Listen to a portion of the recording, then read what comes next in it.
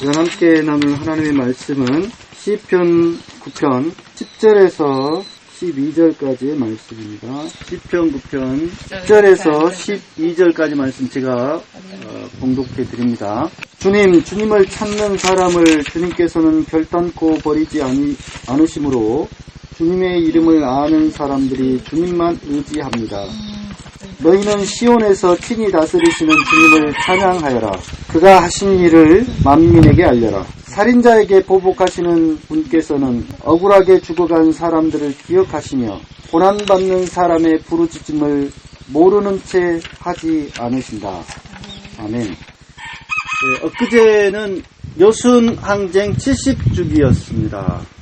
그래서 여수, 순천, 인근의 여러 지역들에서 여순항쟁을 기리는 추모 행사들을, 문화 행사들을 했습니다. 저희 전남 동부 기독교 교회 협의회도 어제 추모 예배를 드리고 그렇게 했는데, 여순항쟁 70주기라고 해서 사람들이 특별히 더 관심을 갖는 것 같아요. 근데 70주기가 더 특별할 이유는 없다고 생각합니다. 71주기, 72주기, 73주기 계속 다가오는데, 우리가 70주기만 그렇게 대단하게 거창하게 행사를 할 게 아니고, 이 여순항쟁의 아픔이, 상처가 다 아물 때까지 여순항쟁에 대해서 기억하고, 또 여순항쟁에 대한 올바른 역사 세우기를 진행해야 되지 않을까 싶습니다. 그게 더 중요한 것 같아요. 사실 여순항쟁은 1948년 10월 19일 밤에 밤 8시경 발발했는데, 여순항쟁이 완전히 종료된 시점은 1964년인가? 이즈음에 지리산이랄지 이런데 입산 금지가 풀렸다고 합니다. 그러니까 상당한 기간이 사실상 여순항쟁 기간이라고 할 수가 있겠습니다. 아무리 좁게 잡아도 여수, 순천, 주돈, 순천 지역을 장악하고 있던 14연대가 이 토벌군에 의해서 진압이 되고 14연대가 해체가 된 그 날이 10월 27일입니다. 그러니까 오늘이 21일 아닙니까? 그러니까 일주일가량이 남아있는 거예요. 사실상 여순항쟁 기간, 우리가 엊그제 여순항쟁 70주기니까 엊그제 지났다, 이제 끝났다, 이게 아니고 여순항쟁 기간이 아직도 상당히 남아있는 겁니다. 그러니까 오늘도 사실상, 그러니까 1948년 10월 21일 날 이범석 국방부 장관 겸 국무총리가 여수 순천 지역의 14연대가 반란을 일으켜서 지금 우리가 이걸 진압을 해야 된다라고 기자회견을 최초로 했던 날이 21일입니다. 21일, 오늘 바로 사실상 반란으로 이게 규정이 됐고, 그때부터 이제 본격적으로 토벌이 시작이 된 시점이라고 할 수가 있겠습니다. 여순항쟁에 대해서 우리들이 제대로 알지도 못했고, 또 저 같은 경우도 이제 외지에서 들어온 사람이기 때문에 여수 시민들의 그 아픔을 제대로 이해하지 못하고 알지 못했어요. 그래서 이제 여순항쟁 추모 예배를 지금까지 제대로 드리지 못한 점이 있습니다. 그러나 앞으로는 여순항쟁 추모 예배를 우리 교회부터 시작해서 드려야 되지 않을까 싶습니다. 오늘 소풍 예배 겸 여순항쟁 추모 예배로 제가 좀 드리고자 하는데요. 이 추모 예배를 잘 드리기 위해서는 우리가 여순항쟁에 대해서 보다 더 제대로 잘 알고자 노력을 해야 된다고 생각해요. 여순항쟁 당시에 무려 적게 잡아도 10,000명에서 15,000명의 희생자가 발생했다고 하죠. 탄 사람이 죽고, 그의 가족들까지도 엄청난 피해를 감수해야 됐습니다. 왜냐하면은 빨갱이 자식이라고 그래가지고 아예 관직에 나갈 수가 없었어요. 빨간 줄이 그어지고 빨갱이 자식이라고 그래서 공무원 시험을 볼 수도 없습니다. 80년대 초반까지만 해도 연좌제가 적용이 돼가지고요. 그러니까 이 지역 사람들의 피해라고 하는 것은, 그 한이라고 하는 것, 웅열해진 것이라고 하는 것은 우리가 참 이해하기 어려울 정도로 엄청난, 그러니까 말도 못하고 어디 가서 속으로 끙끙 앓고 있었던 거죠. 이제서 이제 조금씩 진실이 규명이 되고 있습니다. 무고하게 죽은 사람들이 너무 많습니다. 근데 그 무고하게 돌아가신 분 가운데서 그래도 그나마 좀 알려진 분 한 분을 제가 오늘 소개를 할까 합니다. 지금 예울마루 제7층 전시실에서 칼 마이던스 사진 기자가 그때 여순항쟁 당시에 그 종군 사진 기자로 와서 생생한 사진들을 한 300점 찍어가지고 그것을 남겼는데 그 중에 극히 일부가 지금 전시가 되고 있습니다.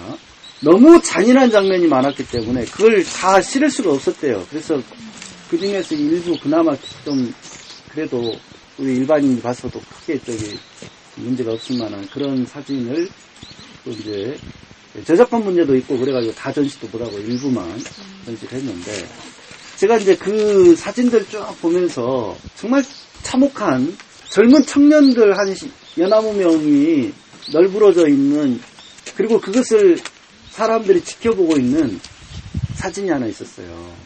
근데 그 설명을 보니까 순천 그 북국민학교에서 벌어진 학살이라고 이렇게 설명이 되어 있습니다. 24일, 그러니까 지금의 순천대학교의 그때 당시 순천 농림학교였던데 거기에 이제 그 22일 날 주둔했던 투벌군이 23일부터 주민들을 순천 북국민학교로 다 모았고요.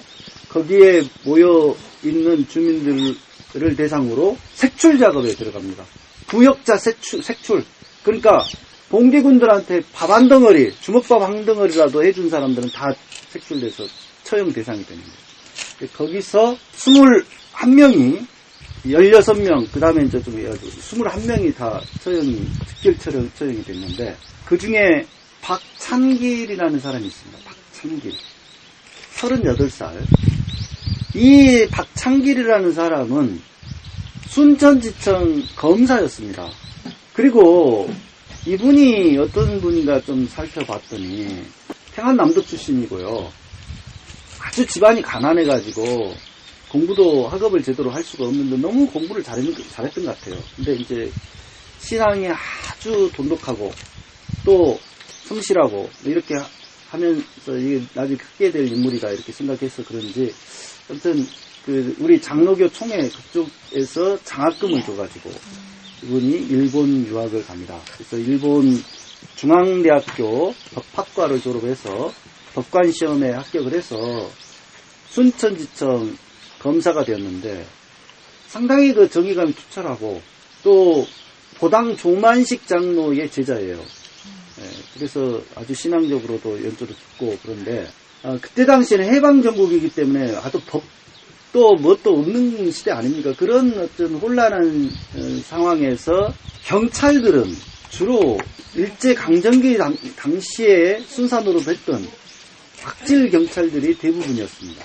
그러니까 이승만 정권이 그대로 그 경찰을 그대로 경찰로 세웠기 때문에 경찰들이 아주 악질들이었어요. 근데 그런 일이 있었더라고요. 이 박찬길 검사가 맡은 사건 가운데 하나가 어느 날 그 경찰이 길을 가는데 어떤 사람이 막 도망치는 겁니다. 경찰을 보더니. 그러니까 달려가가지고 그 사람한테 총을 쐈어요. 그래가지고 그 총알이 다리에 맞았는데 맞아 쓰러졌을 거 아닙니까? 근데 가가지고는 확인 사살까지 해서 죽여버렸습니다. 네. 그런 사건을 박찬길 검사가 이제 맡게 되는데 그 경찰이 그 사람을 살해한 이유에 대해서 이 사람은 좌익 빨갱이다. 그래가지고 죽였다. 지가 나를 보고 도망쳐가지고 이렇게 했다. 그렇게 이제 변명을 했죠. 근데 알아보니까 그 사람 자익 활동을 하거나 뭐 그런 사람은 전혀 아니에요. 그때 당시에 나무 벌목을 함부로 할 수가 없었답니다. 그 벌목을 하면 이게 이제 위반이 되고 이제 그렇게 처벌될 수 있으니까 이제 벌금을 물어야 되니까. 이게 이 나무꾼인데 나무꾼. 그래서 벌목을 몰래 하던 사람인데 경찰이 오니까 자신 잡으러 온 줄 알고 도망을 친 거죠. 근데 그 사람을 갖다가 총으로 쏴서 좌익 빨갱이라고 해가지고 죽여버린 거예요. 재판이랄지 뭐 이런 것도 전혀 없이. 그래서 그런 사실을 밝혀내고 이 박찬길 검사가 그 경관에 대해서 경찰에 대해서 9년형의 실형을 구형을 했습니다. 저도 9년은 짰다고 생각하는데 그래도 9년을 때렸어요. 근데 그 사건이 있고 나서 박창길 검사는 경찰들의 아주 미운 틀을 받겠어요. 그래서 경찰들이 저놈 언젠가는 가만두지 않겠다 이를 갈았습니다. 근데 이제 여순항쟁 시기 이 혼란한 상황을 틈타가지고 박창길 검사를 제거해라 라는 지령이 떨어졌어요. 경찰 내부에서. 그래서 결국 아무런 재판이랄지 뭐 이런 것도 없이 박창길 검사가 그러니까 봉기군이 순천을 장악했을 때 인민재판의 재판사로 배석을 했다라고 하는 날조된 거짓말로 이렇게 그런 걸로 해가지고 엮어가지고 박창길 검사를 즉결 처리, 곧 바로 현장에서 사살해서 죽여버렸어요. 그 널브러져 있는 시신 가운데 한 사람은 박창길 검사라고 합니다. 우통이 벗겨져 있고 아주 젊은 청년들이 죽어 있는데, 근데 그 유족들이 너무 억울해가지고 이 너무 억울하다 해서 이제 탄원을 막 하고 그랬나 봐요. 근데 다행히 그나마 이 탄원이 받아들여져서 재조사가 이루어졌습니다. 조사를 해보니 결론이 박창길 검사는 전혀 봉기군에 가담한 적이 없고 인민위원회 활동을 한 적이 없어요. 그런 여순 항쟁이 터지니까 장작더미 속에 숨었었습니다. 그래서 이제 토벌군이 다 이제 순천을 장악을 하고 다시금 이제 회복을 했다라는 소식을 듣고 나온 거죠. 근데 나오자마자 체포가 된 거예요.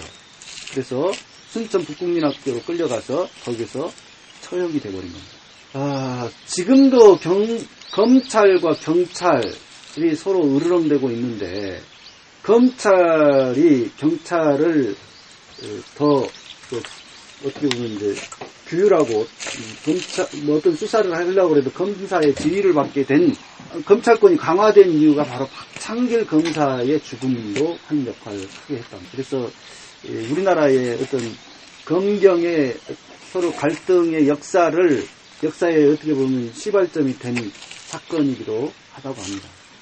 아무튼 이렇게 억울하게 죽어간 숱한 사람들의 사연들이 있습니다. 예를 들면은 여순항쟁 당시에 입에서 입으로 구전됐던 그 산동애가라는 노래가 있더라고요. 이게 바로 이제 구례 산동리 산수유 마을로 유명한, 거기에 그 백씨 가문이 있는데, 부자가 있는데, 거기 첫째 아들은 강기징용가 그래가지고 죽고, 둘째 아들은 여순 그걸로 해가지고 죽고, 셋째 아들 또 아무튼 넷째 아들인가가 되는 이제 남아 있는데, 여순 사건에 또 연루가 돼가지고 죽게 생겼어요. 근데 그 백부전이라고 하는, 백순녀라고도 그러니까 오빠의 동생, 여동생이 19살입니다. 처녀예요. 근데 가문의 대를 이어야 된다라고 하는 것 때문에 그 처녀가 오빠를 대신해서 대살, 곧 오빠를 대신한 죽음을 당합니다. 그래서 그 충격적인 그 사건으로 해서 만들어진 노래가 바로 여순 사건을 통해서 구전된 산동애가라는 노래입니다. 그 백부전을 기리면서 너무 애달픈 그 사연, 그 사연 때문에 만들어진 노래가 산동애가고, 이게 또 금지곡이 됐죠. 20년 전 동안에.